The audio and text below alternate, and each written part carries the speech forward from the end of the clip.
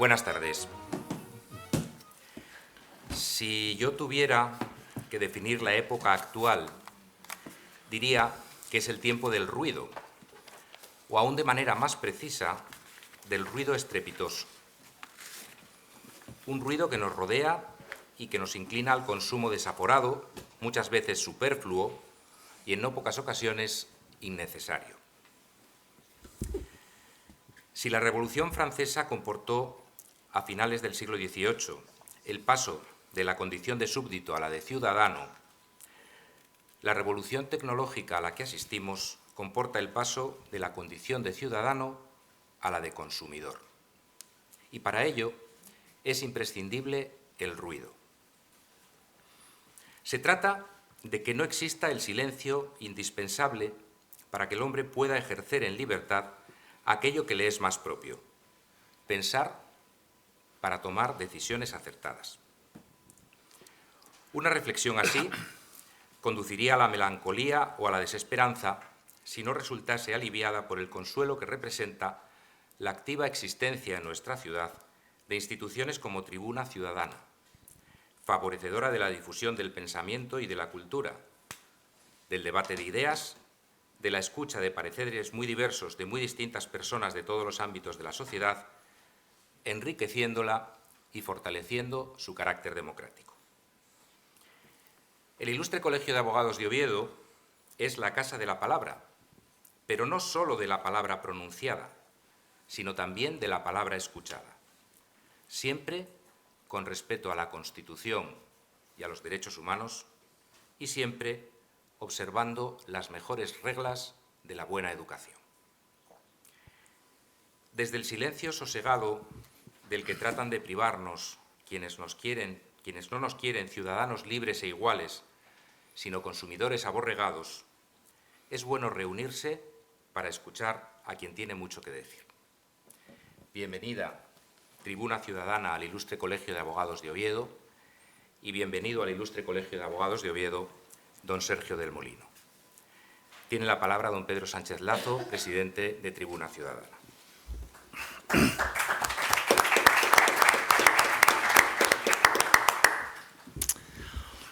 Bueno, buenas tardes a todos.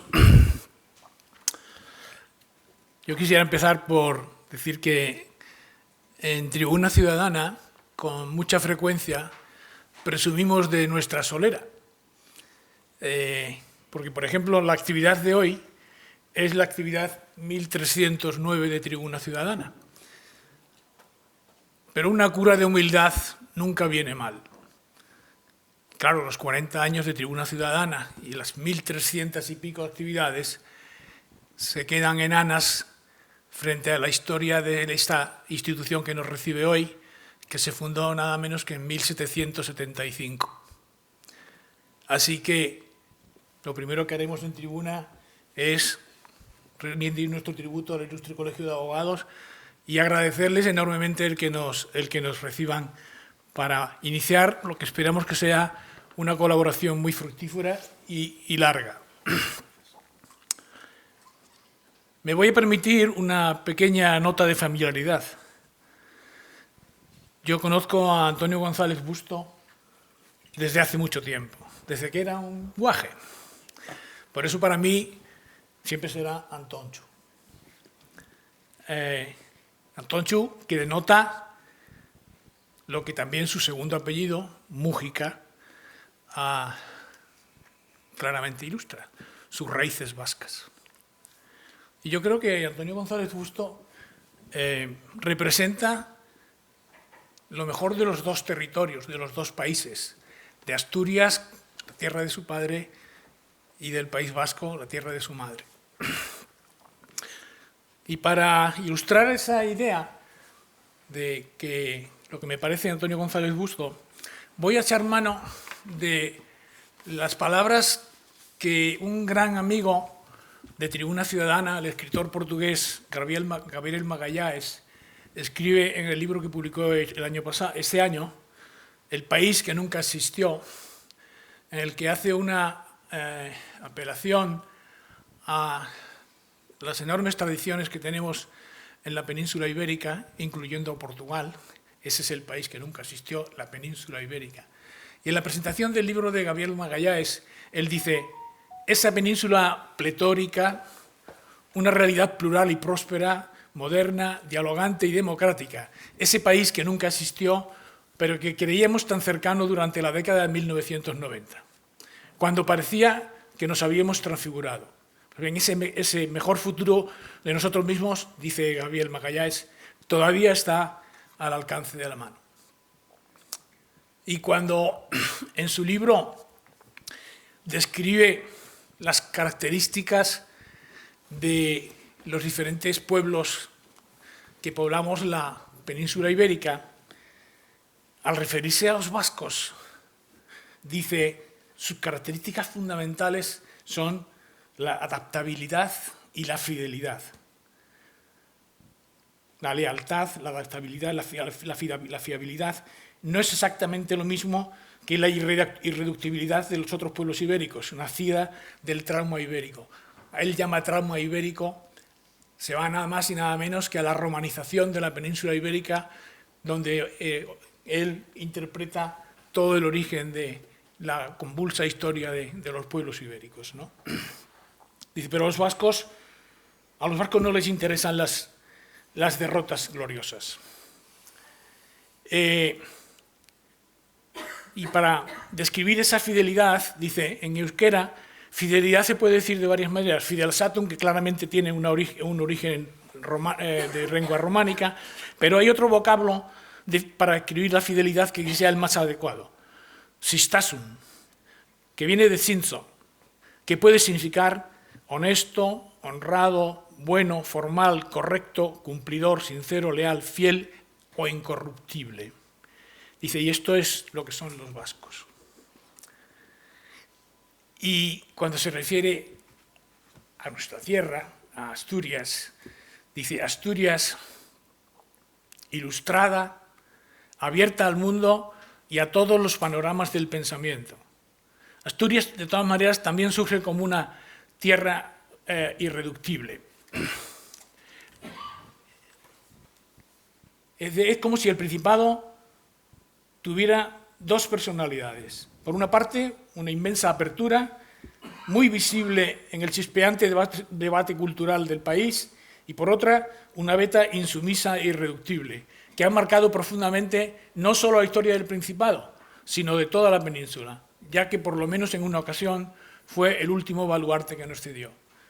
Bueno, esas cualidades que Gabriel Magalhães describe de los vascos y de los asturianos, para mí son una buena síntesis de lo que conozco desde hace mucho tiempo de Antonio González Busto, no solo por lo que conozco de él, sino también por sus actuaciones desde el poco tiempo que preside este ilustre colegio. Así que nosotros estamos absolutamente encantados de iniciar esta colaboración con esta institución y esperamos que sea el principio de una actividad muy fructífera. Y nada más, muchas gracias y le paso la palabra entonces a Javier Gámez, que incidirá sobre la actividad precisamente de hoy. Muchas gracias.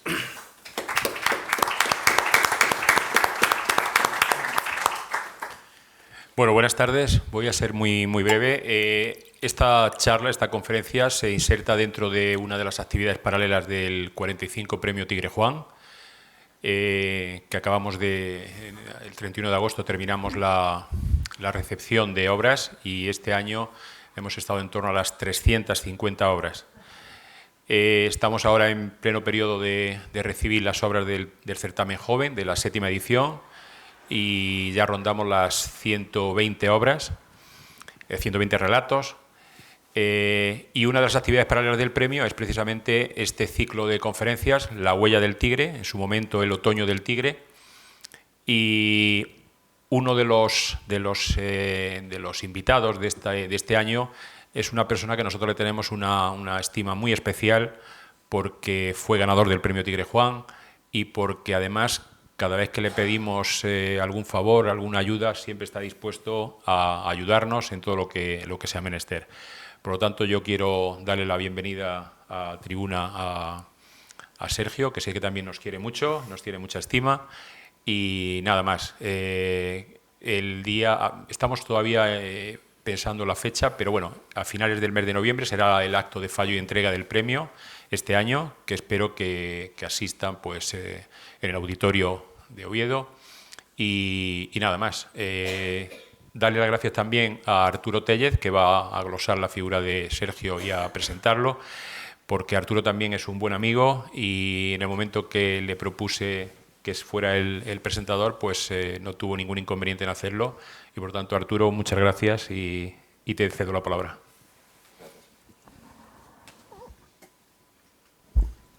Gracias, Javier. Gracias, decano. Gracias, Pedro. Gracias, Sergio.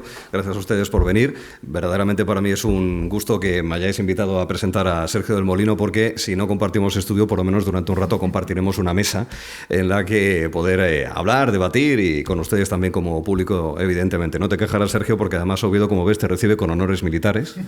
Habrás escuchado por ahí de fondo al Regimiento Príncipe número 3, con motivo de la jura de bandera civil que va a haber mañana aquí cerca en la Plaza de la Catedral. Sergio del Molino tiene además, que yo sepa, al menos en referencias públicas, ciertas vinculaciones interesantes con Oviedo, al menos en 4 aspectos que yo haya detectado. Primero, por ese premio Tigre Juan, que precisamente dentro de 4 días se cumplirán 10 años precisamente de la concesión, junto a Marta Sanz, de la Áurea Violeta, con ese premio Tigre Juan, que dicho sea de paso, mañana a la 1 va a estar en la coqueta librería de Kafka, cerca del Campus de Humanidades, del Campus del Milán de aquí de la Universidad de Oviedo. Se produce, por tanto, ese aniversario, al menos de ese galardón. Luego, además, tiene un buen amigo que es obetense, que está un poco loco, es comediante, es humorista, resulta que también es psicólogo, se llama Edu Galán, y alguna que otra vez has estado por aquí para presentar alguna de las publicaciones del propio Eduardo. Recuerdo muy especialmente cuando tuviste la delicadeza y la elegancia de recordar a Concha Quirós, a la librera, hará como 2 años, bueno, cuando falleció, al poco en el programa de Alsina, en la sección que tenéis los lunes, tuviste ahí un apunte sobre Concha Quirós, que la verdad es que obviamente a la gente que la conocíamos personalmente y que sabíamos de la relevancia cultural, empresarial, social y en definitiva que tenía Concha, la verdad es que es algo que nos llegó. Y luego también, porque dentro de poco menos de un mes ya se van a entregar los premios de la Fundación Princesa de Asturias. Lamentablemente, como sabes, a los 62 años fallecía Nuccio Ordine, el pensador, el humanista, que es proclive o que defiende, aboga por la utilidad de lo inútil. Recuerdo que en una de las culturetas debatiste sobre qué sentido, qué habría que preguntarle a la ministra de Educación, o quien esté dentro de 3 semanas, o a la consejera de nuestra Educación del Principado, si está de acuerdo con lo que preconiza Ordine. Porque él habla de dejar las tecnologías y las pantallas y abogar por los maestros de calidad que escriben, que memorizan también, además de hacer razonar. O sea, al final una institución que pertenece al conglomerado institucional de España, pues es coherente, digamos, con lo que luego la política educativa es, ¿no? Bueno, Sergio del Molino es zaragozano, nacido en Madrid, y criado, pasó buena parte de su niñez y su adolescencia también en la Comunidad Valenciana, periodista, escritor, ensayista, yo diría incluso hasta prescriptor, porque en definitiva, y eso es una responsabilidad muy considerable que tenéis la gente que estáis a ese nivel en programas culturales y de difusión cultural, hasta el punto de que tenéis contactos, como es el caso del escritor francés Edith Bouillard, que te envía un libro y te das cuenta en antena de que te lo ha dedicado, después de reprocharle que no había sido así y sí lo había hecho con otros compañeros. Es curioso porque entre las anécdotas que cuenta Sergio en el programa en la radio, no sé si es por los soldados en el Jardín de la Paz, que era esa especie de colonia germana después de la guerra, o las historias del restaurante favorito de Nina Hagen, la cantante berlinesa. Por algún extraño motivo, él que viaja mucho por países europeos, le hicieron leer en alemán parte de La España vacía, que creo que fue una experiencia muy a tener en cuenta y para recordar. Para la tele alemana, sí. Sí. Bueno, él está en la cuarentena de los años, digo, no en confinamientos ni nada por el estilo. Su producción bibliográfica ya es amplia, en fin, está La piel, el lado sentimental de La España vacía, Contra la España vacía, un tal González.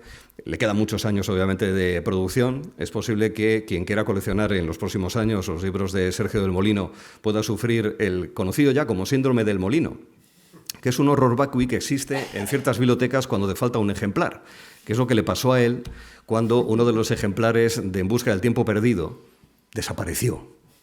El tiempo y el libro, hasta que finalmente lo consiguió encontrar a un precio razonable, que eso es un factor también interesante.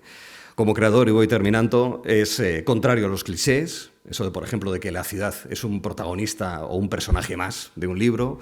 También los clichés más recientes, lo de subir a redes, es una frase que me da la sensación de que no le gusta nada. En más de una ocasión ha señalado que todo es autobiográfico, y en sus libros, en algunos más que en otros, eso se puede apreciar claramente, salvo posiblemente en lo que escribe para las columnas del País. Porque hay obviamente donde tiene que hablar de música, tiene que hablar de series, de cine, de productos culturales y también de cuestiones políticas. Y eso me lleva a lo que es el motivo de la conferencia, Sergio, y es hablar del compromiso o no del escritor que se mete en política o no. Y ese es el motivo nuclear de la charla que nos vas a ofrecer.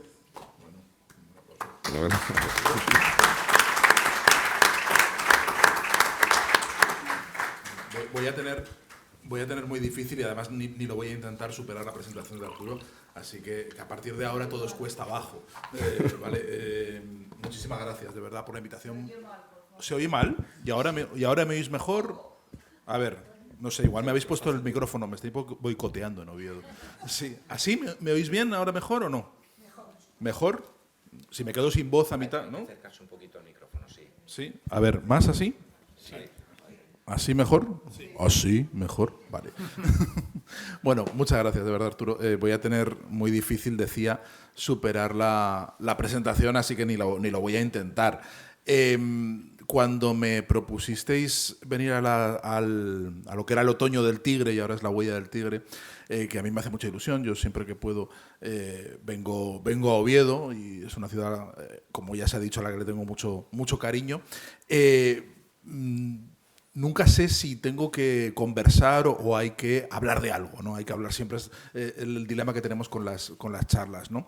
Entonces, cuando Javier me pidió un título, yo pensé, estaba en ese momento dándole vueltas en Galicia, donde pasamos el verano, estaba dándole vueltas al hastío que siento hacia la política, al hastío enorme. Y creo que estaba muy influido por el ambiente en el cual estábamos inmersos cuando en un 17 de agosto se constituyen las Cortes Generales, después de unas elecciones celebradas con la mitad del país en vacaciones y después de un curso muy intenso y de algo que se avecinaba después todavía mucho más intenso, con una bronca en bucle constante de la cual no nos libramos nunca, ¿no?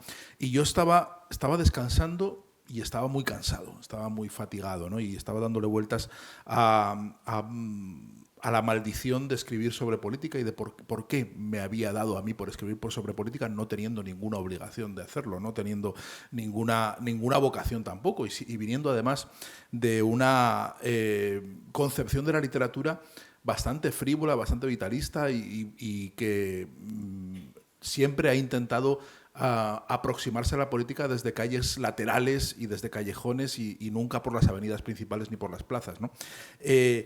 Pero, sin embargo, en los últimos años mi literatura se ha ido politizando mucho, se había ido llenando de discurso político tanto desde un punto de vista histórico como desde muchos lugares.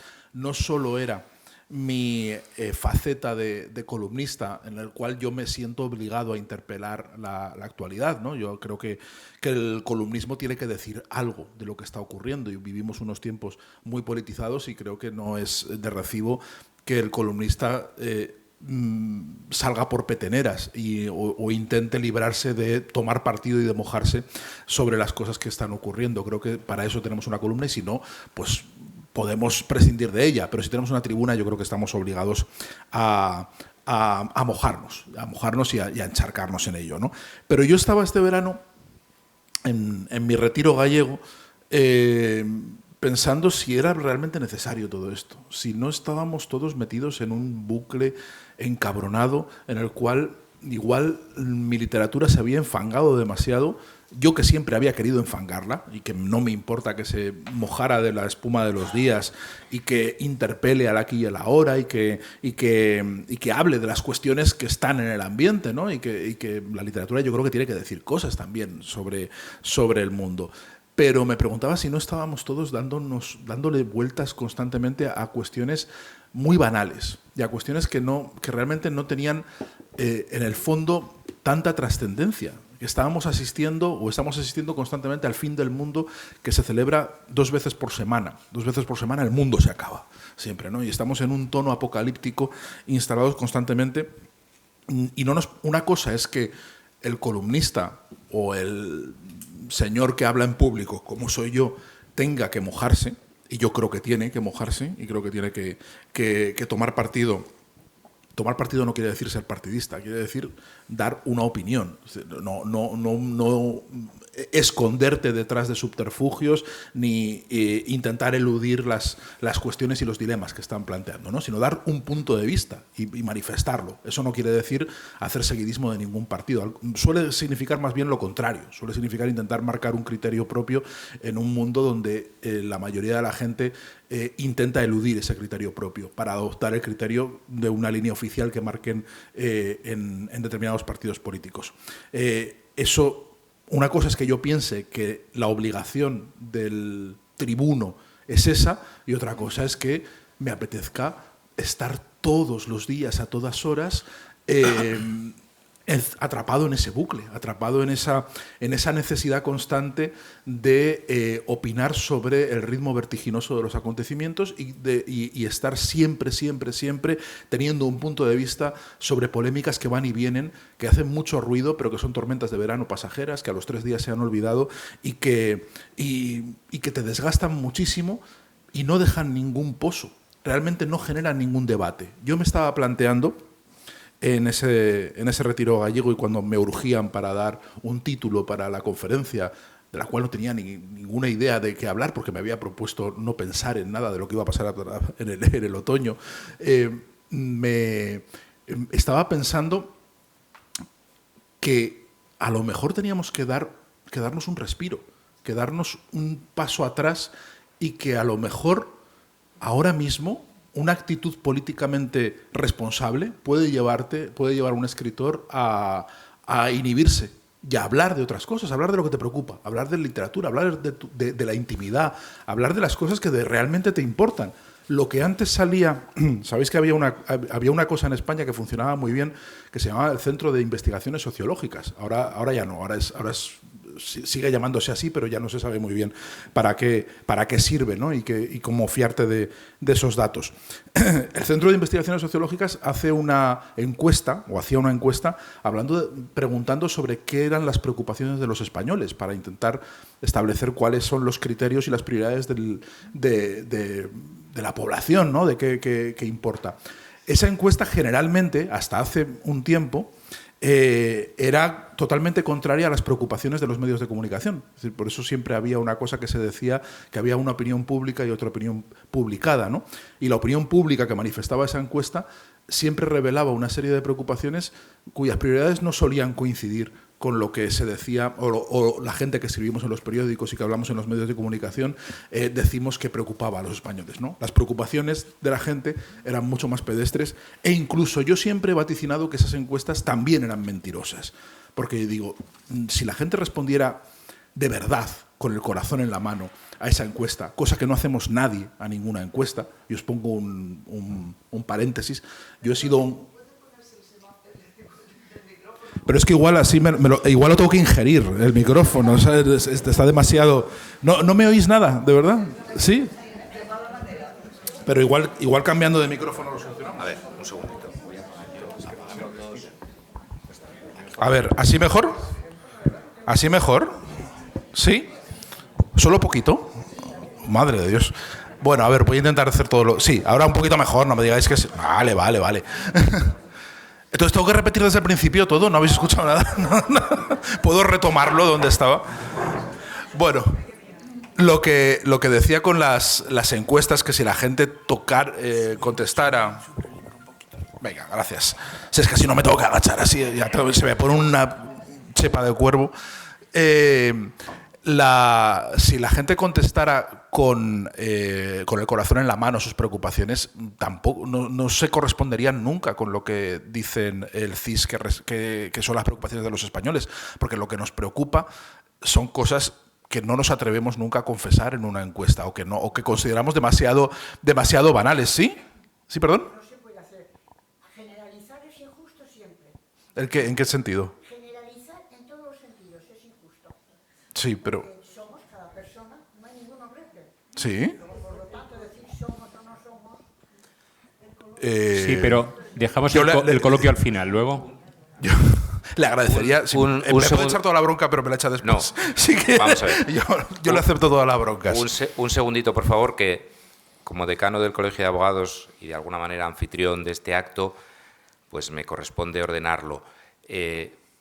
Yo creo que lo suyo es que escuchemos lo que nos tiene que decir Sergio del Molino y luego creo que de su generosidad y del talante de Tribuna Ciudadana como institución abierta y espléndidamente democrática, podremos intervenir, disentir, discrepar, discutir, coincidir, aplaudir o, si me lo permite, incluso abuchear. Pero vamos a dejarle que se exprese con toda la libertad con que quiera hacerlo y luego al final todos tendremos la oportunidad de intervenir. Yo les agradezco mucho que tengan esa consideración hacia el ponente y esa deferencia para con todos los que estamos aquí. Gracias. Bueno, creo que todavía no he llegado a la parte polémica. Quiero decir, si os estáis enfadando ya, no sé todavía. Vamos, a lo que iba, lo que quiero decir. Creo que lo que nos suele preocupar, generalizando absolutamente, no suele tener que ver con las preocupaciones públicas, quiero decir, o al menos tenemos una dualidad, una dimensión de lo que nos preocupa en términos sociales y lo que realmente nos suele preocupar, que tiene que ver con nuestra intimidad, tiene que ver con en fin, creo que hay una serie de prioridades en el sentido de que si tu hijo te trae 5 suspensos, probablemente eso te preocupe mucho más que lo que se está debatiendo ese día en el Congreso de los Diputados. Hay una probabilidad alta de eso.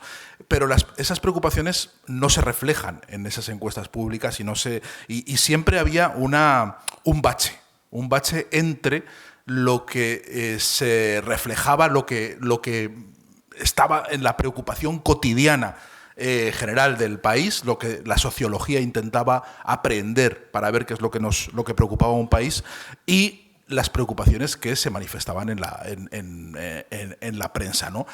Que hubiera un divorcio no era malo. Quiero decir, no era que no se correspondieran, era indicativo de cierta normalidad democrática. Es decir, en los países donde la democracia está muy asentada y donde hay una prosperidad y una seguridad jurídica y una vida muy calma, esa democracia ideal de la que hablaba Winston Churchill, en la que decía lo ideal es que si llaman a las 5 de la mañana a tu puerta, saber que no pasa nada porque es el lechero que está dejando la leche y que no es la Gestapo que viene a sacarte de la cama y a llevarte a un campo de concentración. Esa normalidad aburrida de las democracias acaba provocando cierto desapego o una desconexión con las preocupaciones públicas, porque si el país está asentado, las cosas funcionan razonablemente bien y no hay que estar encima de ellas. Es decir, no hay una polémica constante. Las preocupaciones públicas y las privadas suelen coincidir en épocas como esta, en épocas donde las instituciones están entrando en crisis, donde las cosas ya no empiezan a darse por supuestas y donde la crispación campa por todas partes, porque la gente no siente que las cosas no vayan con ella o que la política sea un discurso aburrido del cual uno puede desentenderse más o menos porque las cosas funcionan más o menos bien, sino que lo que ocurre en la política afecta a su vida cotidiana y afecta de una forma a veces incluso trágica y decisiva.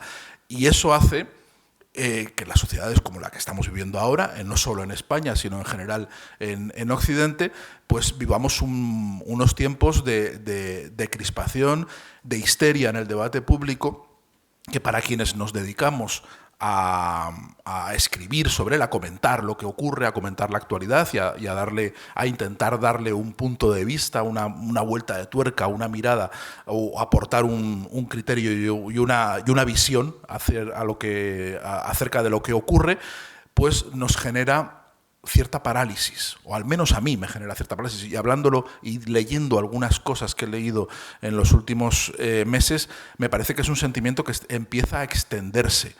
No generalizaré, no es absoluto, pero creo que no estoy solo en esa sensación de estar en un bucle de banalidad, de no poder participar en un debate, de que el debate se ha convertido en un intercambio de gritos constante, donde es imposible o muy difícil asentar un intercambio de argumentos, es muy difícil entrar en discusiones constructivas, y por constructivo quiero decir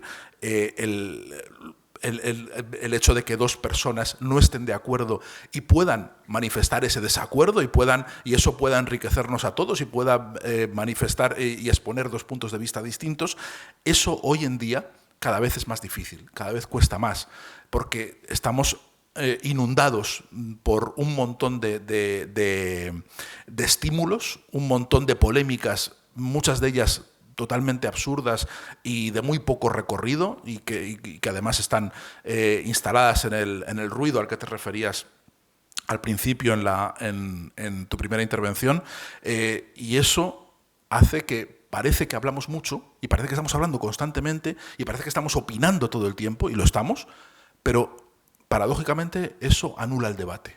No existe un debate. Y creo que a mí mi interés, para mí, por lo menos, como alguien al que le interesa la política, le interesa el mundo, o sea, me interesa la política como me interesan muchísimas otras cosas, ¿no? Pero alguien que le interesa lo que ocurre a su alrededor, y le interesa su país, y le interesa participar y compartir sus puntos de vista, es desolador, es frustrante, ¿no? Entonces yo este verano pensaba en cómo la literatura igual ha llegado a un punto, o está llegando a un punto de saturación, en el cual pueden empezar a plantearse como posiciones políticas algo que sería implanteable, y es el apoliticismo, es decir, el escapismo. El hecho de que haya gente que esté ya tan harta de no poder participar, de no poder establecer un debate, un encuentro normal de ideas en un foro normal, que lo que decida es no participar en la política e inhibirse, irse por peteneras.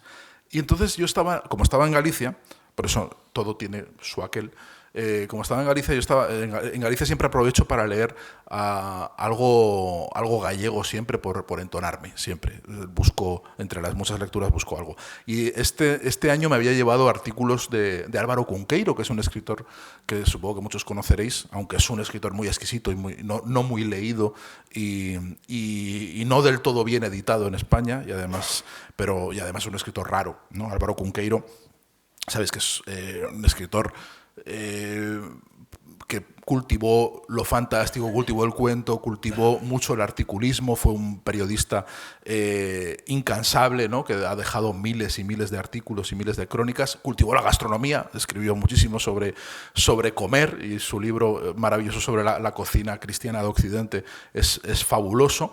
Y fue además en su juventud un falangista, y fue falangista durante la Guerra Civil, y fue una figura destacada de la intelectualidad franquista durante la Guerra Civil y durante los primeros años de la posguerra. Y había una leyenda, o sea, bueno, con compromiso, quiero decir, es alguien que fue un falangista comprometido, como muchos otros como otros intelectuales de su época y otros jóvenes de su época, que se vieron seducidos por Falange, por el fascismo, y lucharon y militaron y se entregaron y se comprometieron con él, exactamente igual que en el otro bando se comprometían con el Partido Comunista. Quiero decir, también, y incluso a veces eran amigos entre ellos, aunque luego la guerra les separó. Álvaro Cunqueiro fue un periodista muy destacado que en los primeros años de la posguerra está muy bien situado en Madrid como columnista de estrella del ABC. Es un tipo que tiene una firma muy potente y que funciona y que está en la pomada, está en la crema, está en la jerarquía del régimen, en la inteligencia, en la intelectualidad. Y hay una leyenda urbana que os anticipo que es falsa, es totalmente apócrifa, pero a mí me gusta mucho y me gustaría que hubiera sido verdad, y es el que cuenta que en el año 41, creo que fue el año 41, o el año 41, 43, 40, o sea, justo antes de la debacle de los nazis, visitó Madrid el ministro de Exteriores de la Alemania nazi, von Ribbentrop, y le encargaron a Álvaro Cunqueiro que estableciera un programa para entretenerle por la noche. Entretenerle, pues quería decir coger un coche y acompañarle para llevarle por los tablaos de Madrid y de Jarana y de Juerga, y que el señor se fuera contento y a gusto de aquel Madrid deprimente, pero que en fin, para los que podían y para los pudientes, pues tenía su aquel, ¿no? Y llevarle de Jarana. Y el tal von Ribbentrop, por lo visto, como buen alemán y como buen guiri, resultó que le encantó la sangría, le encantaron los churros de San Ginés, le encantó todo y era fiestero inagotable, ¿no? Y el señor Cunqueiro pues no tenía energía para ir con él. Le habían asignado un coche, con un chofer de su pueblo, de Mondoñedo, entonces, que era un paisano, y el coche iba por todas partes, por todo Madrid, aquí, y Cunqueiro estaba hasta las narices del alemán, hasta las narices, ¿no? Y al final ya de la noche o a la mañana siguiente dejaron al alemán en el Palace, y entonces Cunqueiro volvió al coche donde estaba su paisano de Mondoñedo de chofer, y le dijo: ¿A dónde, don Álvaro? ¿A dónde vamos? ¿A casa? Dice: no, a Mondoñedo, vamos a Mondoñedo. Entonces la leyenda dice que enfiló la carretera, se fue a Mondoñedo y no volvió nunca más a Madrid. Ya no se volvió a saber nunca más de Cunqueiro. Acabó el nazi, acabó con su paciencia y con su compromiso y con sus ansias de vida pública y de participación en la vida pública. Esto es apócrifo, no ocurrió, no es verdad. A mí me hubiera gustado que ocurriera. Pero sí es cierto que hay un momento en la vida de Cunqueiro que se abandona todo ese mundo. Se vuelve a Galicia a vivir mucho peor que como vivía en Madrid, porque tiene que arañar colaboraciones y escribir muchísimo. Fue un estajanovista porque necesitaba trabajar constantemente. Renunció a su posición de poder y privilegio en Madrid y se refugió en Galicia, donde vivió ya el resto de su vida desarrollando una obra muy rara, muy poco política, apenas, ¿no? Hablando de tradiciones, de comidas, de pueblos, de fiestas, de una Edad Media inventada gallega, una especie de mitos artúricos gallegos y celtas que se inventaba él, y desapareció del panorama, se retiró. Entonces, yo leyendo a Cunqueiro pensaba, esto es el hartazgo, esto es retirarse. Es decir, es verdad que las circunstancias históricas y la condición y la carrera de Cunqueiro son difíciles de trasladar a hoy, son muy distintos. Pero creo que es un ejemplo de hartazgo, de hacer el camino inverso al que hemos visto hacer tradicionalmente a los intelectuales, que es el intelectual que se compromete, el intelectual que se engancha con una idea, el intelectual que se pone al servicio de un proyecto político y no lo abandona nunca, hasta el final, ¿no? Y además incluso es capaz de anular su voz para ponerse al servicio y para dar voz a la ideología a la cual ha querido servir, ¿no? Y estar siempre en una posición de tribuno y de poder, y intentar siempre opinar y estar presente y como predicador, como cura, como queráis, dentro del debate político. Cunqueiro es un ejemplo de alguien que hace justo lo contrario, alguien que se retira. Y yo en ese momento estaba leyendo algunas cosas.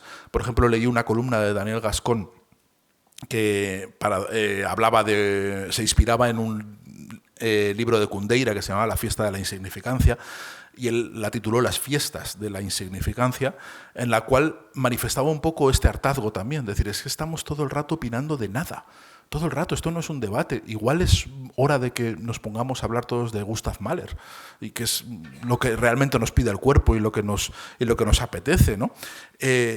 Y entonces me dio placer ver ese artículo y compartir cierto ambiente que había en ese momento, yo creo que también motivado por la sobredosis de política que hemos tenido y que todavía tenemos, y lo que te rondaré Morena en los próximos meses, y no vamos a salir de ese bucle nunca.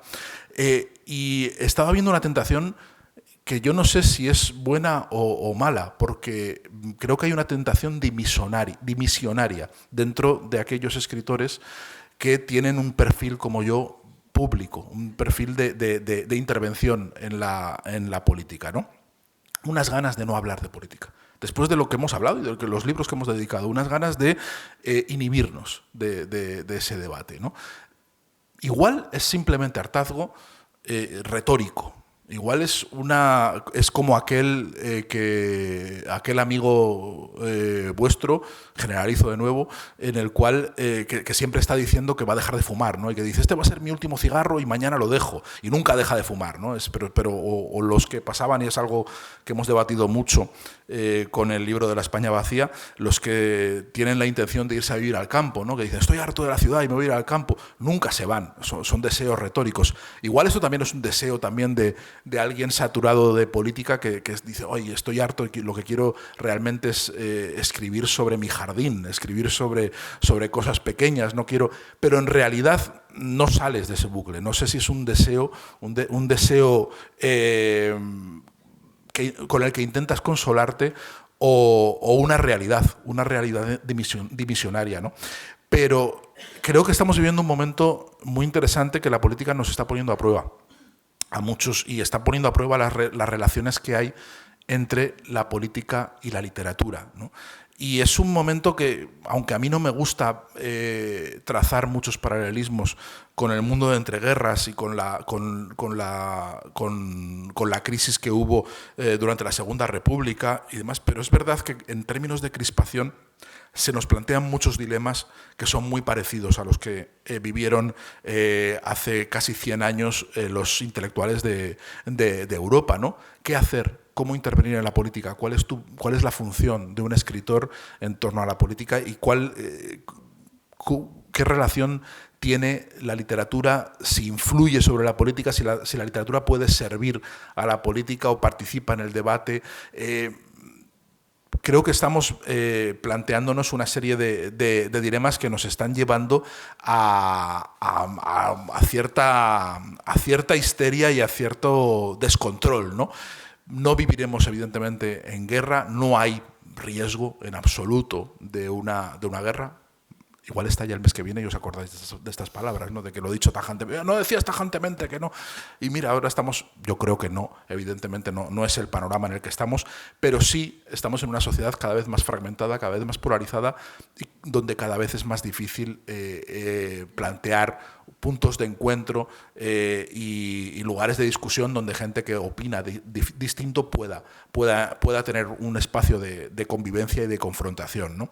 Y en ese sentido yo creo que han surgido iniciativas últimamente que se parecen mucho a lo que ocurría hace casi 100 años, ¿no? Por ejemplo, hay un grupo de intelectuales que estuvo en el cogollo y en la creación del difunto Unión, Progreso y Democracia, luego en el también difunto Ciudadanos, y que ahora van a lo van a intentar otra vez, o anuncian que lo van a intentar otra vez, formando un partido llamado la Tercera España, o un proyecto político llamado la Tercera España, ¿no? Que revela, estamos hablando de Fernando Savater, de Andrés Trapiello, de Félix de Azúa, ¿no? Algunos amigos y gente muy que yo admiro mucho y que yo he tratado, aunque yo no tenga el mismo ímpetu político y por participar en la política que tienen ellos, ¿no? Hay un grupo no solo desde ese lugar, también hemos visto cómo se han radicalizado muchas posturas de muchos escritores, cómo se han roto amistades. Hemos visto, sobre todo desde el año 2017, desde que empezó ese momento de quiebre, de ruptura de la historia de España, que fue el octubre del 17, esa crisis enorme, ese casi autogolpe frustrado de Estado que hubo, donde muchas trayectorias un espacio intelectual de debate común, de intercambio de ideas y de intercambio de propuestas artísticas y estéticas se ha ido diluyendo, y unos se han ido poniendo al servicio de determinados proyectos políticos, y eso ha quebrado amistades, ha quebrado espacios de diálogo, ha quebrado muchas cosas, y hace que lo que revela es que había un interés muy grande por parte de muchos escritores por no solo comentar la política, sino participar activamente en ella, es decir, implicarse de una forma directa, ya casi pidiendo casi ministerios o militando de una forma fehaciente, ¿no?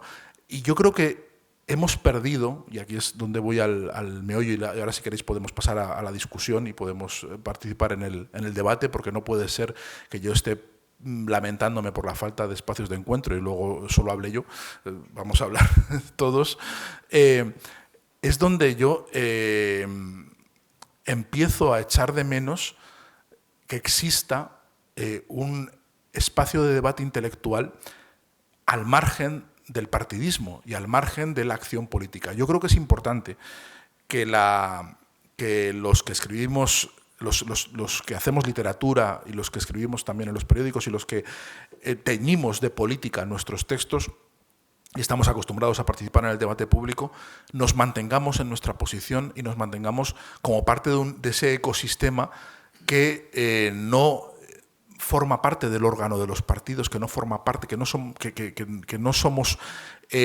parte del entramado institucional, político y polarizado, sino que somos un grupo de gente que aprovechamos nuestra voz para intentar compartir unos puntos de vista que pueden ser disonantes, que pueden ser contrarios a doctrinas oficiales, que pueden incluso ofender muchas sensibilidades, pero que son abiertamente necesarios en un momento en el que toda la sociedad parece estar fragmentada en un bloque o en otro y donde hay una necesidad de etiquetar y de decir ¿y tú de quién eres y dónde militas? Y si tú eres de los míos o eres de los otros, ¿no?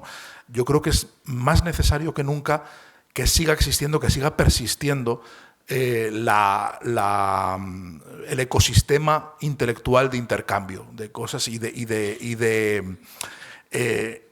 de uso de la literatura como un espacio donde cabe la ambigüedad, donde cabe la contradicción, donde las cosas no están claras, donde no hay respuestas para todas las preguntas, pero sí se plantean muchas preguntas que a lo mejor no se plantean en la política del día a día, donde hay una capacidad para intentar llevar el debate o de intentar crear un debate de verdad al margen de las polémicas más o menos broncas o estúpidas o de las salidas de tono o del último titular o del último tuit que ha podido dar una sesión parlamentaria especialmente bronca o cualquier cosa que haya ocurrido en el día y sobre la que urge pronunciarse. Bueno, pues hay que crear un espacio al margen para intentar hablar de quiénes somos, de lo que queremos, de hacia dónde queremos reconducir esta sociedad.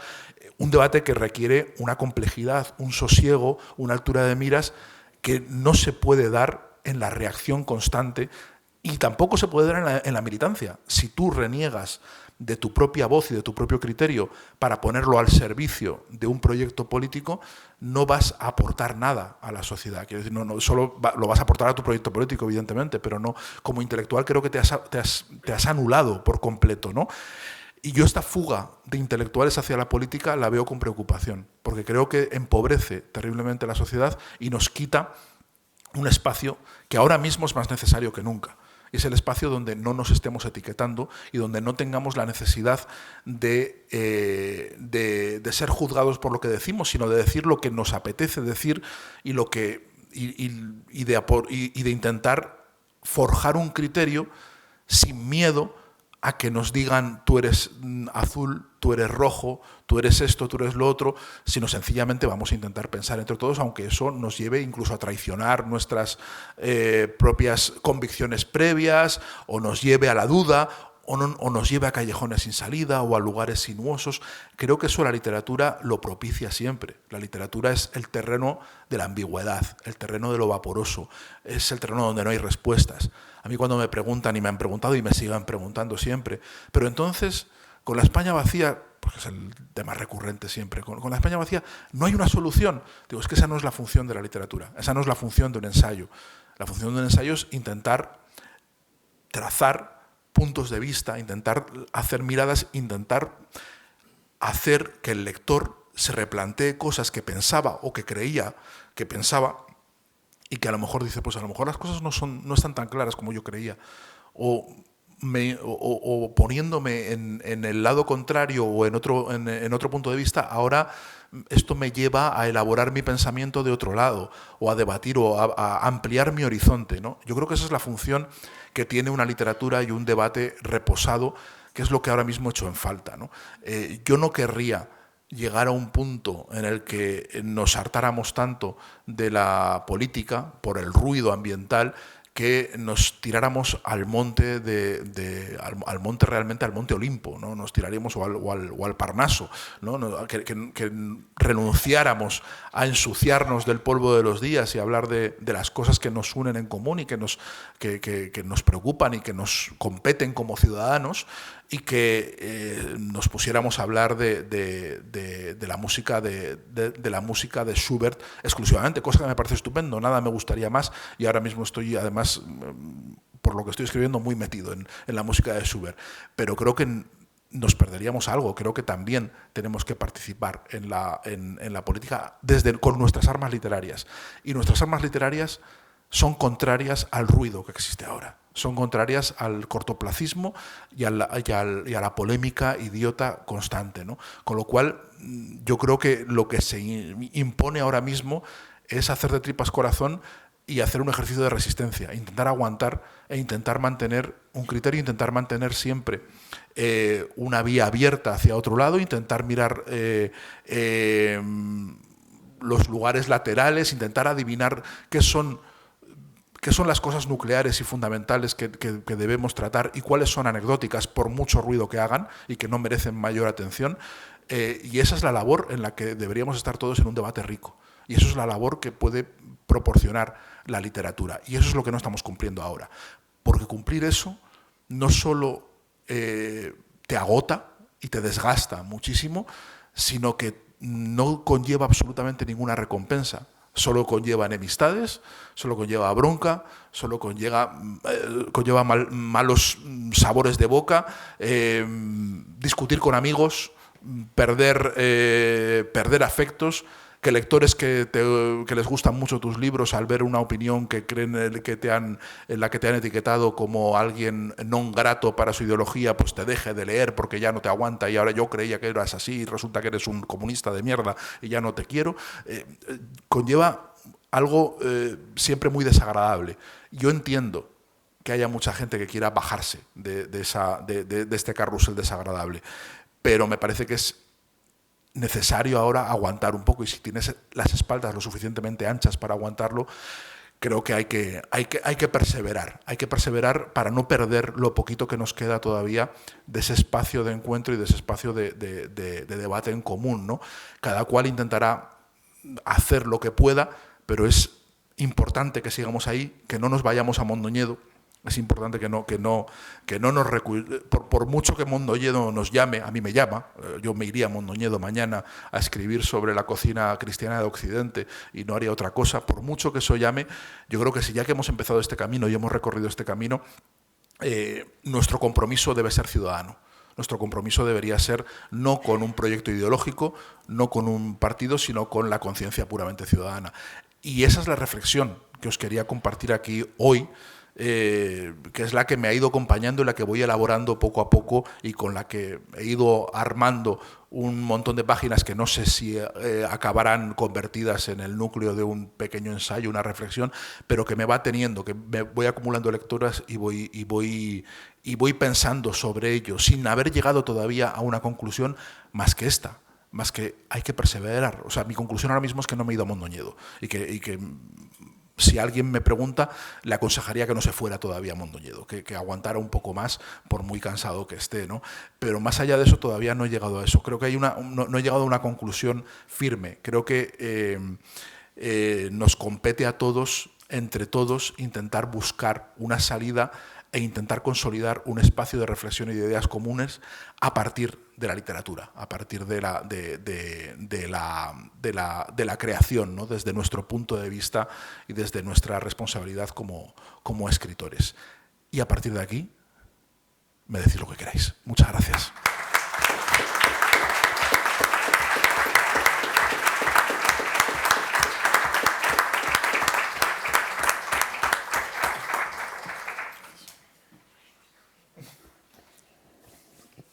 Bien, pues ahora sí que toca el tiempo de que todos, quien quiera intervenir, pues para plantearle cualquier cuestión a Sergio del Molino, pueda hacerlo. Solo a favor, en contra no. No, en contra. Solo a favor. Bueno, yo voy a tratar de intervenir lo mínimo que no sea para dar la palabra, pero como has tocado a mi autor favorito de todos los tiempos, que es Álvaro Cunqueiro. Yo creo que hay un desconocimiento grande de esa figura. Voy a hacer algo que hago todas las semanas. Nos va a salir en gallego. No tengo esa, no domino esa lengua, la lengua de Rosalía. Vamos a ver, les digo, yo, bueno, que soy decano de este colegio muy recientemente, mi vocación es de abogado y muy modestamente de profesor de Derecho Civil en la Universidad de Oviedo. Como soy un profesor tardío, hago cosas que no son habituales. Una es que todas las semanas les recomiendo a los alumnos un libro y una película. No sé con qué éxito, pero bueno, yo estoy empeñado en la difusión de la cultura y en el pensamiento. Entonces, voy a empezar a hacerlo cada vez que intervenga públicamente en el Colegio de Abogados. A todos los que me escuchen, recomendarles un libro y una película. Hoy me voy a ahorrar la película.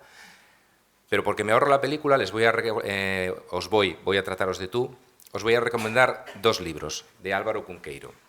Uno, Vida y fugas de Fanto Fantini de la Gerardesca, que está ambientado en el 400, 500 italiano. Una maravilla. Una maravilla. Y otro, más prosaico, para los que les guste, como es mi caso, comer, lo confieso, no sé cocinar, pero me encanta comer, Viajes y llantares por Galicia. Es maravilloso. Ese es el que leí este verano. Sí. ¿Le leíste este verano? Sí. Y aunque acabes de desayunar, a que te entran ganas de comerte el relleno imperial ahobado, cuya receta facilita Álvaro Cunqueiro. Tienes que llegar hasta el huevo, ¿no? Tienes que llegar hasta el huevo final. Por eso se llama ahobado. Por lo tanto, os recomiendo esos 2 libros de Álvaro Cunqueiro. Vida y fugas de Fanto Fantini de la Gerardesca está publicado en muchas editoriales. Hay un compendio de todas las novelas de Cunqueiro publicado en la Biblioteca Castro, yo creo. También está en Alianza. Muchos están sueltos en ediciones de bolsillo, más corrientes o más comerciales o más económicas. Y luego Viajes y llantares por Galicia está publicado por una pequeña editorial gallega que se llama Editorial Albarelos. Y es una recopilación de artículos que él iba escribiendo, pues eso, sobre excursiones que hacía por Galicia, sobre la fiesta del Albariño en Cambados, sobre un montón de experiencias lúdicas, gastronómicas que él tenía. No lo dejéis de leer porque descubriréis a un autor increíblemente rico, con un manejo del lenguaje castellano absolutamente único, creador de un mundo propio, y yo creo que injustamente preterido en el recuerdo de lo que es la cultura y la intelectualidad españolas, solo rescatado gracias a la reciente inclinación a su obra de César Antonio Molina, que se ha ocupado mucho de recuperar la figura y la obra de Álvaro Cunqueiro. Es que es un autor muy raro en la tradición española y casi yo diría que también en la gallega, porque aparte de su prosa muy poética y muy exquisita, aparte de su manejo del idioma, los temas y las obsesiones que tiene son muy distintas a las dominantes. Es un escritor muy difícil de catalogar, muy difícil de hermanar con otros escritores. Es un escritor muy solitario, y fíjate, en ese libro que has recomendado sobre los llantares de Galicia, hay un artículo que me parece divertidísimo, en el cual habla, en los años 50, creo que es el año 52, 53, él se lamenta de que Lugo se ha gentrificado, de que dice que hay el Lugo, dice, hace una glosa de Lugo y dice, pero Lugo ya no es lo que era. Lugo ya no, eso ya no lo van a disfrutar. Yo en mi infancia en Lugo, en las murallas, estaban las pulpeiras que estaban ahí haciendo pulpo y demás, y eso lo quitaron. Dice, porque vino una vez un inglés, vio las pulpeiras y dijo, Dios mío, son las brujas de Macbeth. Se enfadó, se asustó de las brujas, y dice, entonces, para no asustar al inglés, quitaron a las pulpeiras, dice, y ahora nos han puesto un parque aquí y esto ya no tiene ninguna gracia. No, esto ya está terrible, ¿no? Cunqueiro es maravilloso. Bueno, yo he cumplido con mi obligación de recomendaros no ya uno, sino 2 libros. Y ahí hay un señor que quería intervenir, y yo no sé si hay otro allí que también quiere intervenir, pues, sí, en el micrófono. Pues cualquiera de los bueno, dos. Pues es que le robé el micrófono porque ya que pasaba por aquí, porque además voy a hacer eso tan típico de tirar la piedra y largarme, porque me tengo que ir, pero daros las gracias y lanzar una piedra. Pero luego le van a glosar mi respuesta, luego no. No, queda todo grabado. Aquí queda todo grabado. Entonces, a mí me gustaría lanzar la siguiente piedra. Me parece esta reflexión que nos planteas aquí me parece muy atinada, yo estoy muy de acuerdo, pero yo creo que estabas hablando, seguro que tú tienes muy clara la distinción, pero en el discurso no queda tan clara una distinción que a mí me parece importantísima, que es la diferencia entre la opinión y el debate. Parece, no, espacios de opinión. Bueno, no es lo mismo espacios de opinión que espacios de debate. Y voy al siguiente, porque una de las cosas que hace escapar a mucha gente, huir, fugarse del debate, es la hartura que hay de opiniones. Porque una opinión está muy bien, tú tienes tu opinión, estupendo. Pero aquí que, bueno, estamos en el ámbito del Colegio de Abogados, una opinión, si no va acompañada de unos fundamentos de hecho, de unos fundamentos de derecho, si no va acompañada de una argumentación, una opinión es algo aburridísimo, es tu opinión y nada más. Y no aporta nada, una opinión. Entonces, a mí me gustaría reivindicar, sí, la necesidad del debate, pero el debate tiene que ser un debate argumentado, un debate apoyado en algo y no simplemente porque yo lo valgo o porque yo lo digo. Y con esto, como yo lo dije, me voy. O sea, tú das la opinión que no vale para nada. Para nada, aquí, ¿no? Doy mi opinión y me voy. Ahora otro que argumente en contra. No, pues muy rápidamente, antes de que te estarán esperando. Yo doy por supuesto que las opiniones tienen el valor que merecen. O sea, las opiniones tú las evalúas. Evidentemente hay opiniones de mierda y opiniones muy valiosas y con puntos de vista. Evidentemente yo abogo por un debate en el que hay opiniones que tú seleccionas y que puedes ver y participar, pero para eso se necesita una libertad. Es decir, la paradoja es que para eso necesitamos un espacio muy abierto donde va a cacarear cualquiera. Quiero decir, donde va a ser difícil discriminar el trigo de la paja, ¿no? Pero, vamos, cuando hablo de opiniones y hablo de intercambio de opiniones, por supuesto y por descontado que no estoy hablando de un intercambio de ocurrencias, sino de gente que está intentando aportar algo desde su conocimiento, desde su punto de vista, desde su lugar intelectual que ocupe, para ponerlo en común, ¿no? Y que eso sí que creo que tiene un valor en sí mismo, ¿no? Esa mera enunciación. Yo sabía que tu opinión era esa. Buenas tardes. Bueno, yo voy a continuar el hilo que dejó el compañero anterior y a mí me gustaría que nos dieses tu opinión sobre la credibilidad de tanto opinante, sobre la credibilidad de los políticos. Hablo como lo que percibe el ciudadano, ¿no? Es decir, hoy vale blanco, mañana vale negro. Y luego hay otra cosa que comentaste, ¿no? Es el sesgo, el ruido. Yo creo que me quedaría con otra cosa que los intelectuales, los opinantes, acaban encasillando. Y yo lo que estoy observando en los medios de comunicación, probablemente en la literatura menos, pero que hay un encasillamiento, yo no sé si forzado o interesado, que de todo hay en la viña del Señor, y que ese encasillamiento lo que está generando, a medida que mueves el dial o cambias de periódico, lo están generando algo tremendamente nocivo, que es el encanallamiento. Al final no nos dejemos de llevar por la utopía. Los medios de comunicación son empresas. Los medios de comunicación tienen una tendencia previa y algunos incluso hacen el poli bueno y el poli malo, crean dos emisoras de televisión para airear o para intentar hacer creer que la segunda cadena no tiene sesgo o que tiene un sesgo contrario al anterior, que yo cuestiono. Entonces, niego la mayor. Yo creo que no hay debate, no hay más que ruido. Quien tiene que fomentar el debate, que son las empresas de comunicación, Y voy a poner una referencia muy concreta al medio de comunicación que estoy suscrito y que escribes. Se ha cargado últimamente, en los últimos años, pues los grandes escritores que fueron referencia del periódico. Y te voy a decir más. Un íntimo amigo periodista del País me dice: José Manuel, para que veas el deterioro de la calidad, ¿cuándo fue la última primicia informativa que sacó El País? Dejo caer un poco el terreno visual que percibo del ruido, del encanallamiento por el encasillamiento, y me parece que la utopía está muy lejos de poder alcanzarse. Y que además el debate, el ciudadano, porque aquí me parece que cuando estamos hablando, hablamos de un ciudadano que no existe. Yo por lo menos, los que me encuentro cuando salgo de aquí ahora y me voy a tomar un vino o una sidra,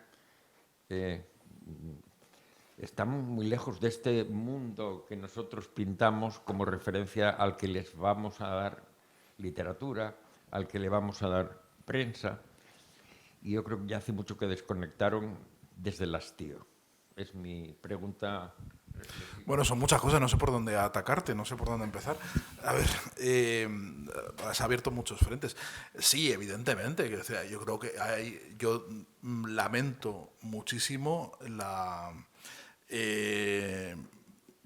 polarización y la radicalización en la que se han metido los medios de comunicación en este país, que hacen cada vez más incómoda, más difícil, y además parece que hacen meritorias cosas o incluso pueden alabarte valentías que no son tales. Quiero decir que no puede, el hecho de disentir de la línea oficial o de la línea editorial de tu medio de comunicación no debería ser ni siquiera comentable, no debería ser, o sea, y de hecho durante mucho tiempo no lo ha sido.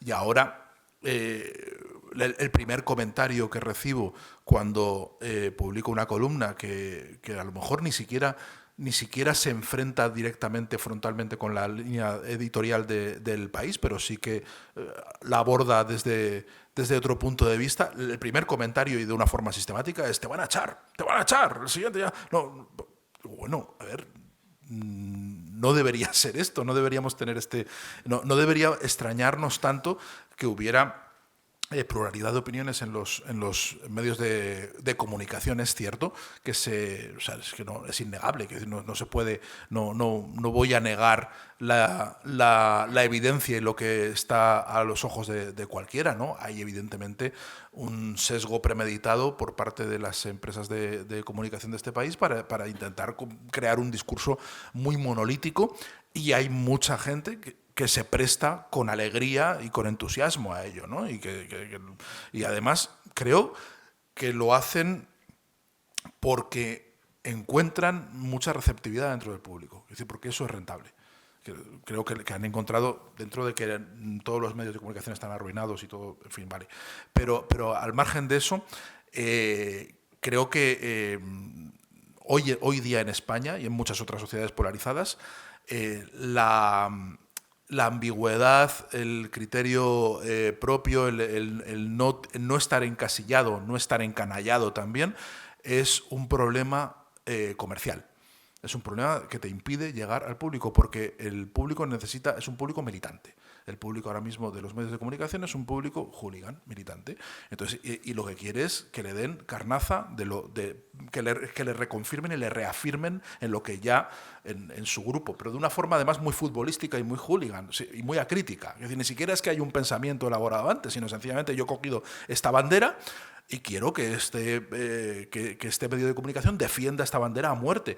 Y cualquier voz disidente que se alce dentro de ese medio, a mí me incomoda. Me incomoda, y además, como yo pago y como soy suscriptor y demás, pues voy a intentar hacer que esto se derrumbe, ¿no? Esto es terrible. Eso es terrible porque además los medios de comunicación han encontrado primero que viven presos de eso. Antes vivían presos de la publicidad y, paradójicamente, y esto lo he llegado, digo, yo es que creo que éramos más libres cuando éramos los esclavos del Banco Santander. Creo que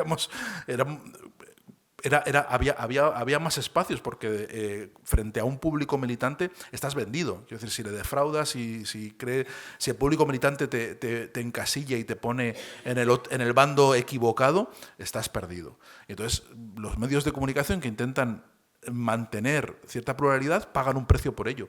Pagan el precio de tener cabreado a su clan. Y eso es así. Quiero decir, esto es cuanto más radicalizas y cuanto más militante es un medio de comunicación, mejor es su audiencia y mejor se define y mejor aclara su proyecto comercial.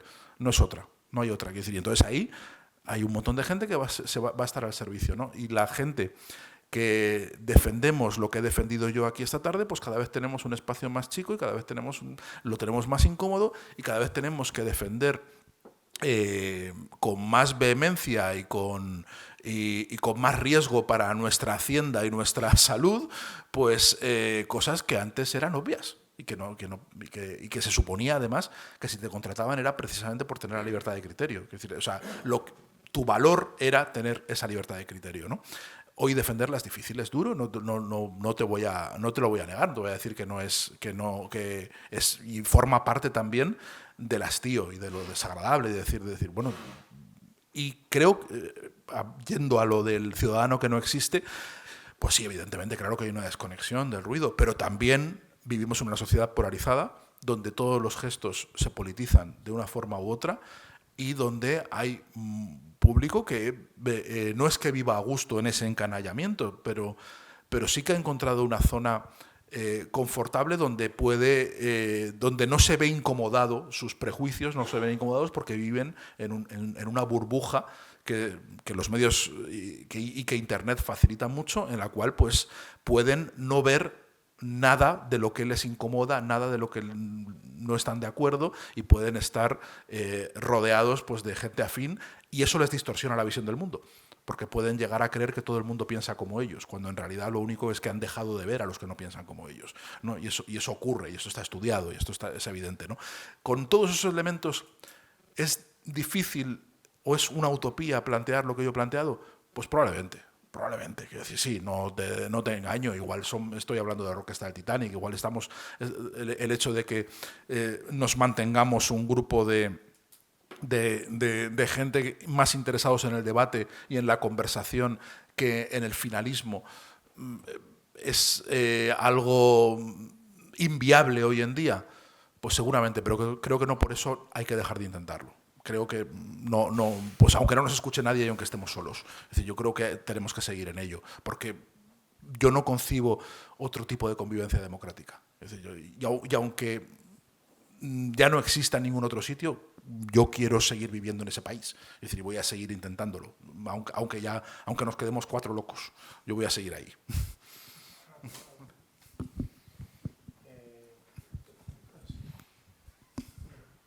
Buenas noches. Voy a hacer empezando una alusión a Álvaro Cunqueiro, ya que hablasteis de él, porque creo que es una cuestión de justicia.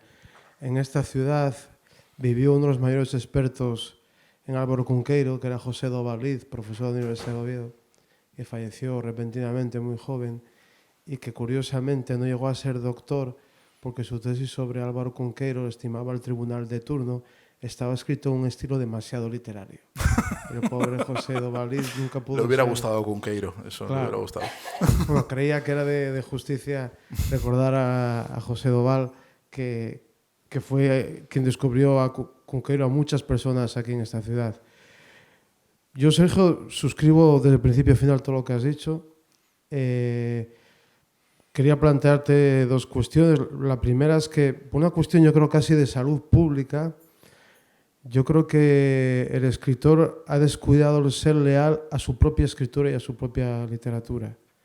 Es decir, y que eso también te lleva a tener una distancia de seguridad, en el sentido de no caer en, vamos a llamarlo, contaminaciones innecesarias, y porque además creo que se puede intervenir, vamos a llamarlo así, en la política sin necesidad de decirlo claramente. Voy a poner un ejemplo clásico para que no haya...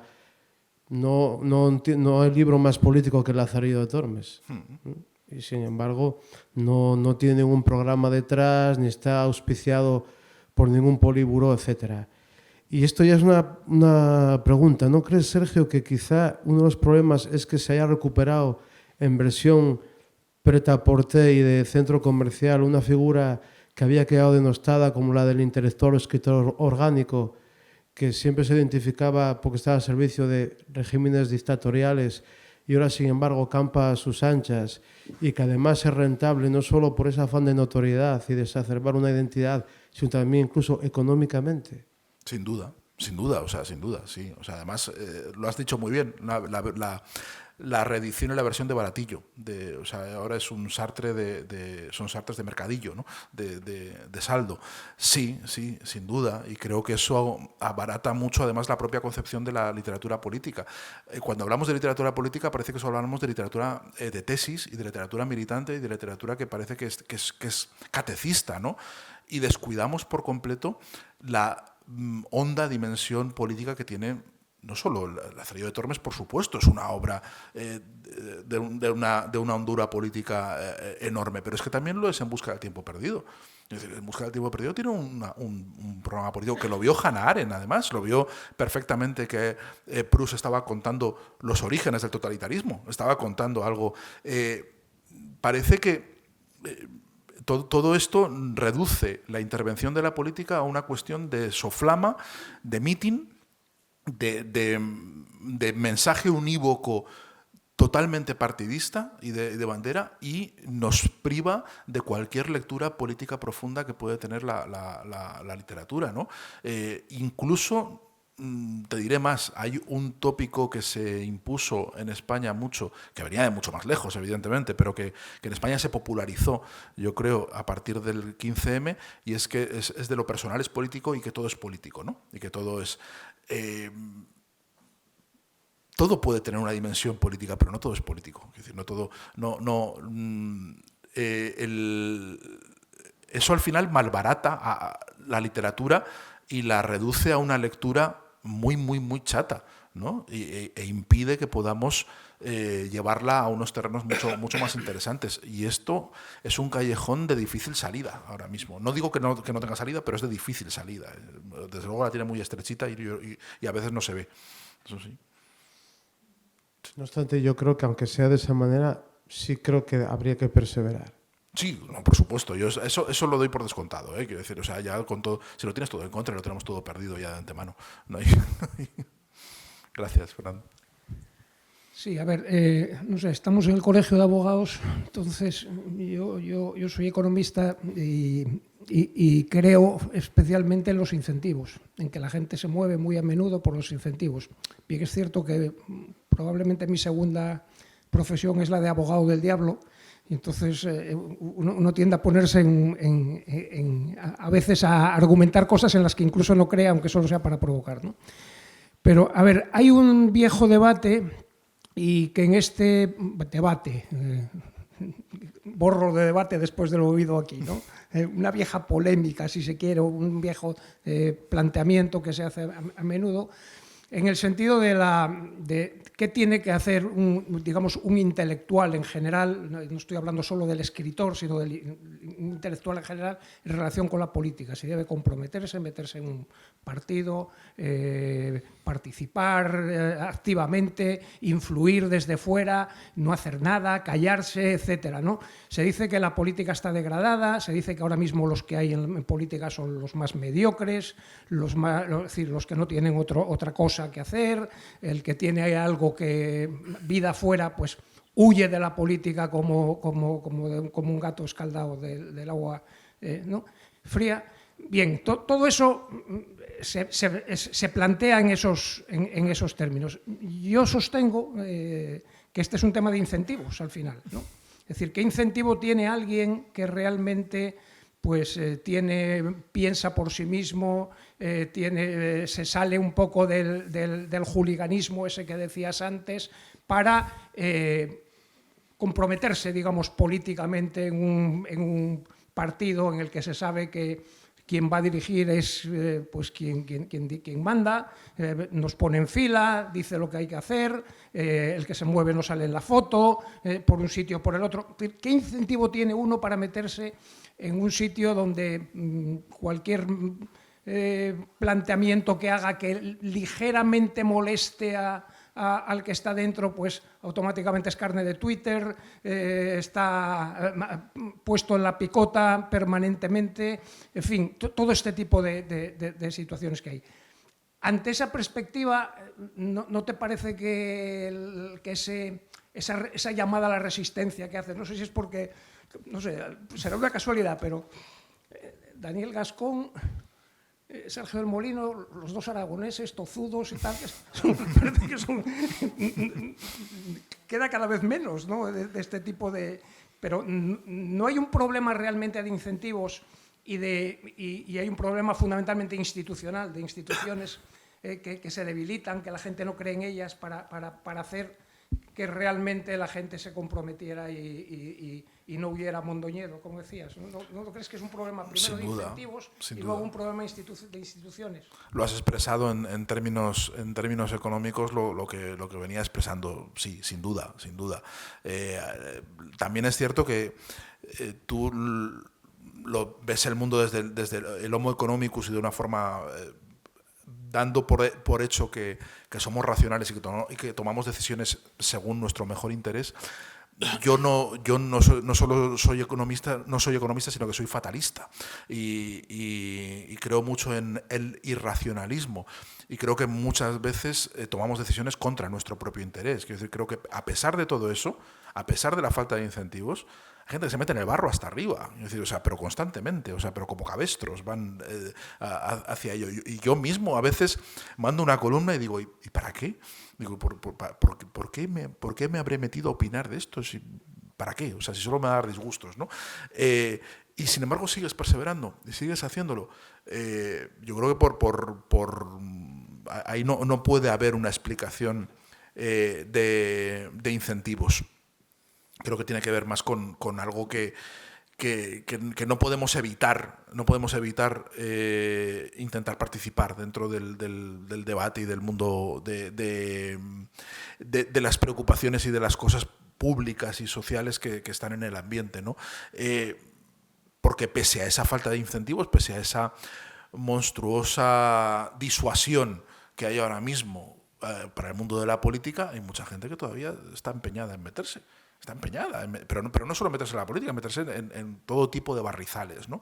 Constantemente, pese a que solo van a traerle disgustos, seguramente, y ni siquiera los beneficios que les van a dar no le van a compensar los disgustos que van a sufrir. Es probable que esa falta de incentivos de la que se habla mucho, creo que esté más relacionada con el hastío que nos lleva ese ruido de saber que no lleva a ninguna parte. No solo que no vamos a obtener nada, sino que va a ser inane, que nuestra participación y nuestra voz va a ser, en el mejor de los casos, malinterpretada, y en el mejor de los casos, y que no va a llegar a ninguna parte. Entonces creo que ahí sí que hay una desgana y un intento de irse a Mondoñedo que tiene que ver mucho más que con eso, sí, ¿no? Sí, pero vamos, muy bien expresado. Sí. Le pasan el micrófono, señora. Yo quería saber, ¿no os parece que carece de sentido el que... Acérquese el micrófono, por favor, que no le le oyen. Parece que carece de sentido el que seamos todos compartiendo una situación como esta ahora, o en la ciudad que vivimos, nos hace pensar que si somos auténticos, somos indispensables, porque no hay ninguno repe. No tiene sentido esa diferencia si no es para compartirnos. ¿No os parece?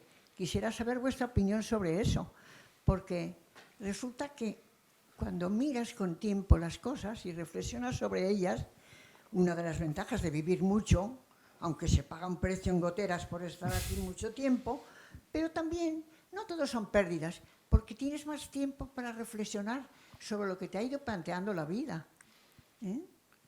y no olvidar que somos porque fueron y son porque fuimos. Entonces, a mí me gustaría saber, porque siempre los cambios vienen de una persona, de un individuo. Bueno, no vas a cambiar el mundo, ya, pero si a ti te hago pensar, reflexionar y hacer pensar, eso de la gente, que decimos la gente, ya sabes cómo es la gente, es que la gente no es un lugar donde echamos todo lo que no nos gusta, menos a nosotros. Nosotros somos gente también. Entonces, ¿por qué no compartir eso que tenemos, puesto que, como dice la canción popular, se vive solamente una vez, hay que tratar de vivir en verdad, hay que evitar que la vida se aleje y nos deje soñando quimeras, no quiero arrepentirme de lo que pudo haber sido nación.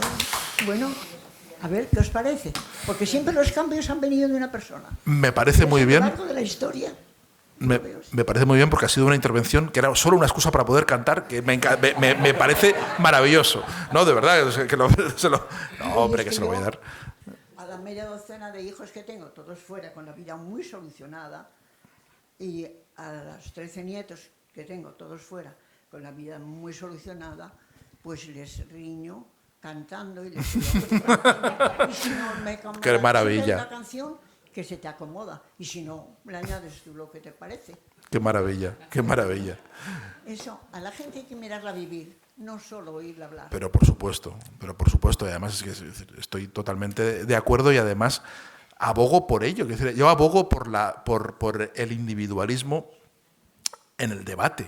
Yo abogo porque haya una polifonía absoluta y además incluso, fíjate, hay una contradicción en lo que es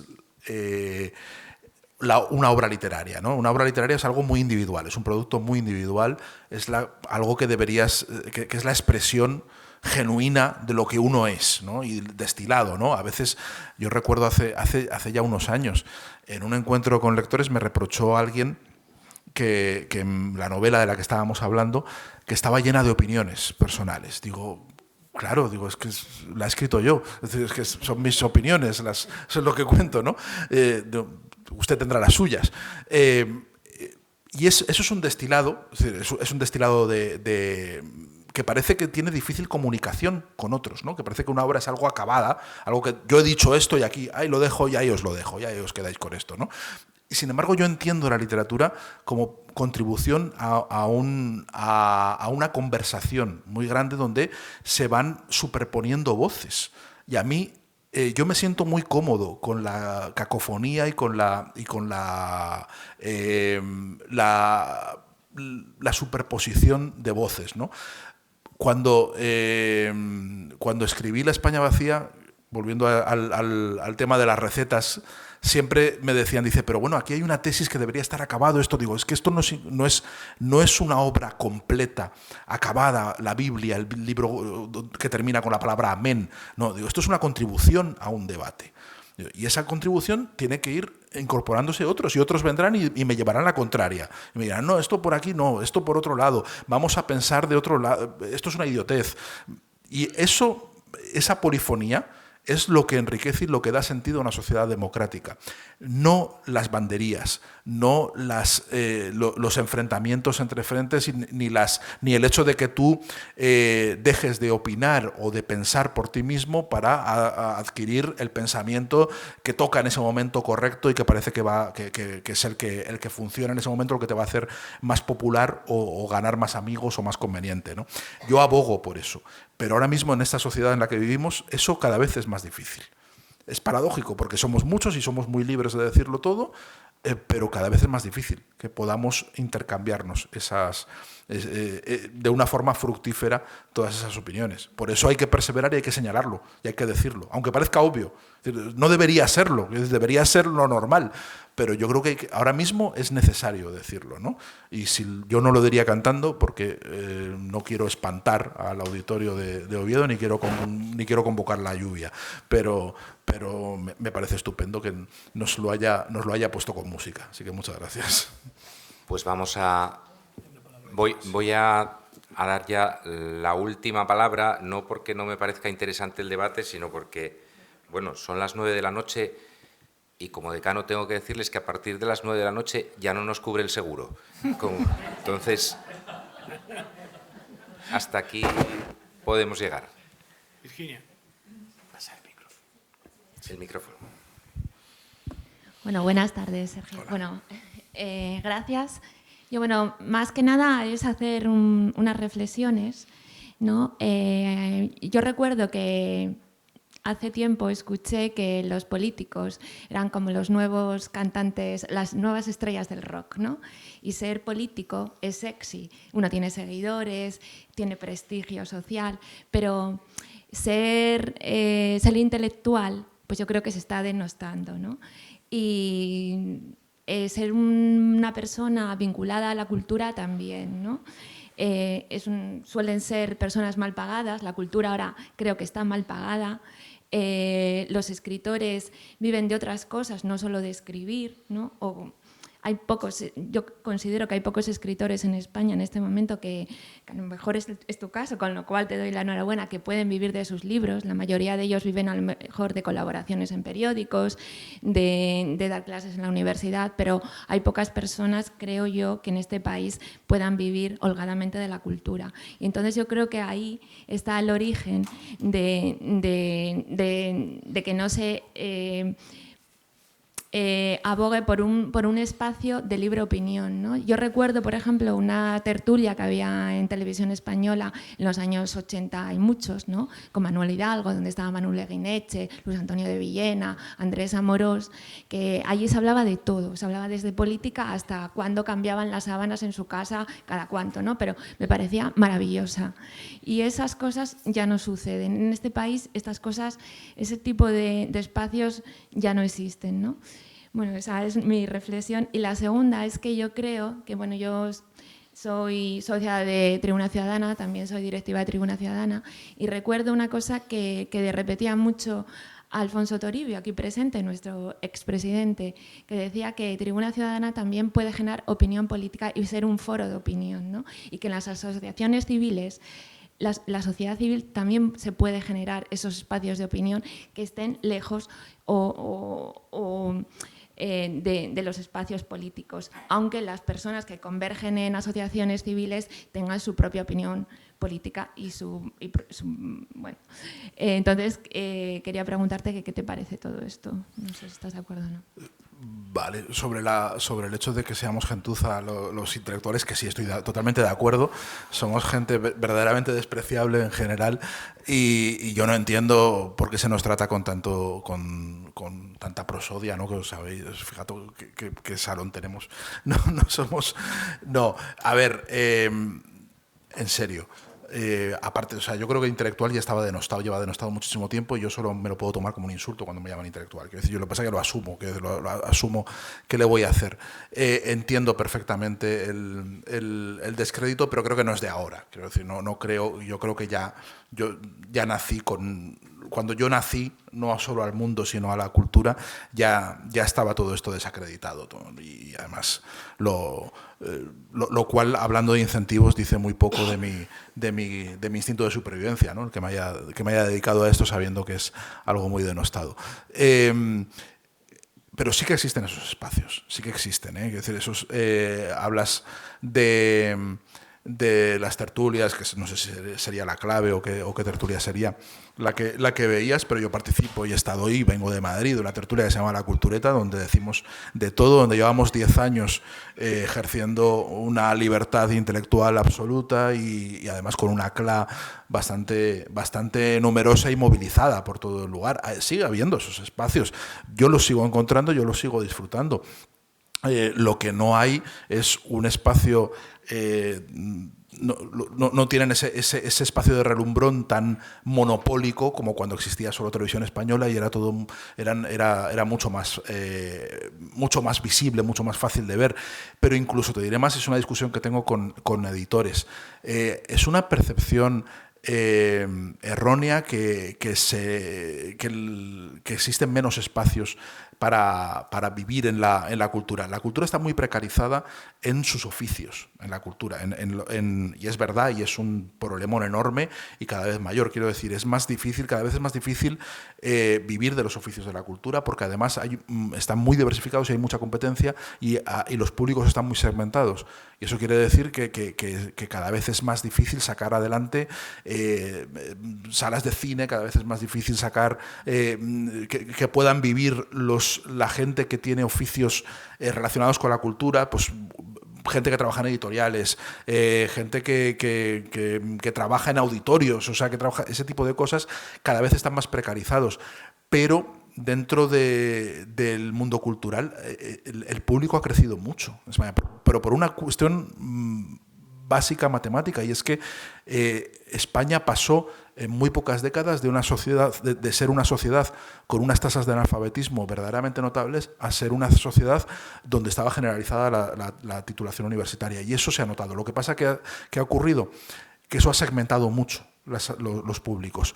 Antes había 4 escritores y eran 4 escritores, ahora hay 400. Es decir, entonces, pero hay más público, pero también porque hay gente como yo que en otro contexto histórico no habría podido llegar a ser nunca escritor, nunca, jamás. En otra España, en la España de los años 50, yo no habría llegado a tener una carrera, nunca, no habría llegado ni a la universidad, no habría llegado a ningún sitio. Ha cambiado el país en eso. Y eso se nota en una industria cultural. La industria cultural de hoy es una industria cultural potente. La industria del libro en España es una industria del libro muy potente, con contribuciones muy potentes al PIB, que no las tenía hace 50, hace 60 años. Es decir, el número de lectores es bastante superior. Es decir, y el número de público, el público que existe dentro de las industrias, de las producciones culturales, es notable. Es notable y es muy superior al que existía hace 70, 80 años en España. Y existen esos lugares. Lo que pasa es que son más difíciles de ver, es decir, no son y están más. Tienes que ir a buscarlos, pero existen esos espacios. Están hoy y vivimos de eso. Y vivimos de una industria potente. Yo pertenezco y vivo. Soy parte de una industria bastante potable y que funcione, que tiene sus ejecutivos y tiene sus galas y sus cosas y demás. Es decir, no vivimos a la cuarta pregunta en una choza o en una buhardilla de París mirando cómo cae la lluvia por los cristales. Es decir, yo mantengo a mi familia y vivo bien. Es decir, vivo bien de lo que vivo y como yo hay más gente. Quiero decir, vivimos en una industria cultural bastante más desarrollada de lo que parece y que a veces minusvaloramos demasiado y que a veces damos una imagen de lo que es la cultura en este país que es demasiado amateur y demasiado poco y demasiado atomizada, cuando en realidad no es así. En realidad, tampoco te voy a decir que atemos perros con longaniza, pero desde luego no somos pobrecitos a los que nos tengamos que ir mendigando por las calles, aunque el oficio mendicante va con lo de escritor. Es decir, en general, lo de la mendicidad es algo que yo creo que por los siglos de los siglos que arrastramos ya por costumbre, pues ya estamos hechos a la mendicidad. Pero existen esos lugares, es decir, existen esos espacios. No creo que estamos viviendo un apocalipsis en ese sentido, ¿no? Otra cosa es que haya que buscarlos y haya que currárselo un poco más, porque no te los encuentras al encender la tele, pero te los encuentras, están. Te invito a buscarlos. Bueno, entonces vamos a terminar. Siguiendo la tradición de Tribuna Ciudadana, vamos a tener una cena con nuestro invitado y aquellas personas que quieran unirse. Será en el restaurante Pelayo. La Corte. La Corte de Pelayo. Aquí cerquita. Y pues nada, quien quiera venir es bienvenido. Es lo más interesante que se ha ido en esta tarde. Y de nuevo, nuestras gracias al Colegio de Abogados y a su decano. Muchas gracias.